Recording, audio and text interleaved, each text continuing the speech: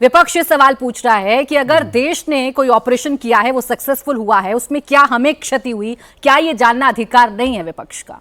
देखिए, सबसे पहले तो क्या हुआ है प्राची जी कि इस देश में बहुत सारे पाकिस्तानी यूट्यूब चैनल बैन हो गए और कुछ एक आध अभी अरेस्ट भी हो रहे हैं।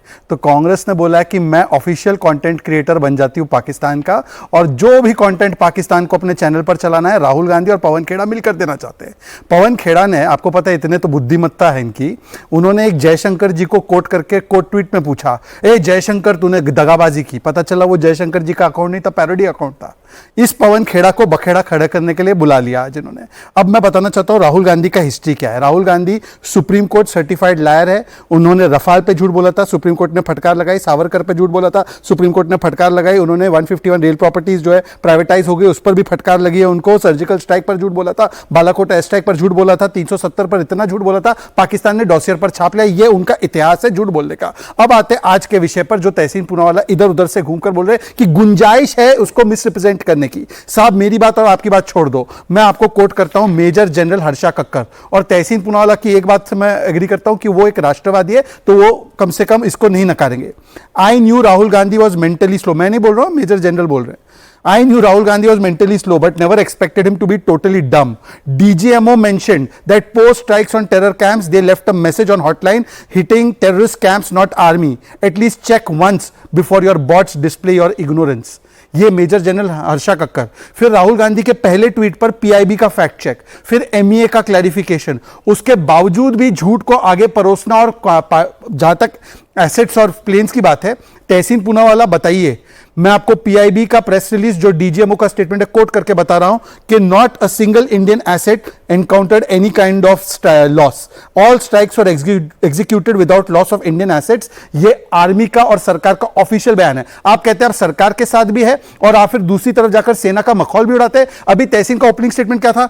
ऑपरेशन सिंदूर जैसा कोई सिंदूर ऑपरेशन हुआ ही नहीं है, ऐसा ऑपरेशन किया हमने, क्या जबरदस्त किया। तो तहसीन पूनावाला बताइए कि अगर इतना जबरदस्त ऑपरेशन था तो आरजेडी के नेता सुधाकर सिंह बोलते हैं कि ये शो ऑफ था। ये कांग्रेस के एमएलए कर्नाटका के मंजुनाथ बोलते हैं कि इसमें सिर्फ 4 प्लेन गए और वापस लौट कर आ गए।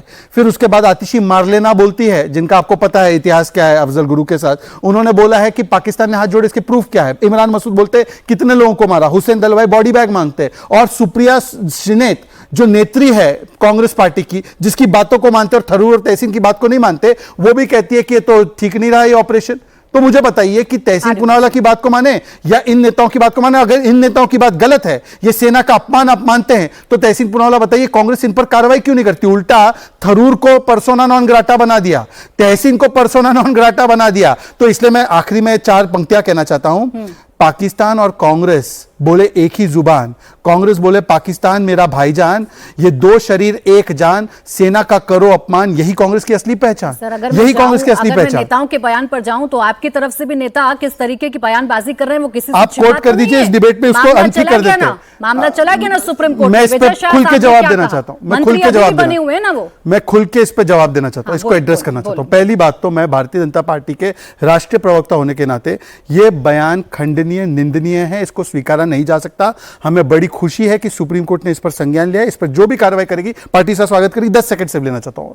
देखिए, किसी भी विषय पर 2 स्टैंड होते हैं, एक पॉलिटिकल प्रोसीजरल स्टैंड होता है, एक मॉरल स्टैंड होता है। प्रोसीजरल जो भी उन पर कार्रवाई हो, एफआईआर हो, निकाले, सस्पेंड करे, जो भी है।